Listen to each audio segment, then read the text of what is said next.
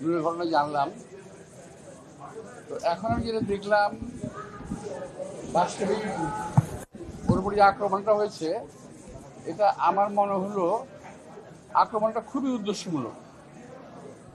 এটা আমার কাছে মনে হচ্ছে না যে এটা একটা মারামারির মধ্যে কিংবা পিটাপিটির মধ্যে ঘটনা ঘটে গেছে। আমরা তো জীবনে এই ধরনের বহু ঘটনা ফেস করেছি তো আমরা, কিন্তু এই ধরনের একটা অমানবিক মানে আঘাত ওর, আমার মনে হয় গলার উপরের মাথার যে অংশটা, এটা বোধ হয় ভিতরে কি অবস্থায় আল্লাহ বলতে পারে। আমি শুধু দেখলাম যে যেটা রক্তপাত এখনো হচ্ছে মাঝে মাঝে নাক দিয়ে। তো অবস্থাটা খুব একটা ভালো আমার মনে হচ্ছে না।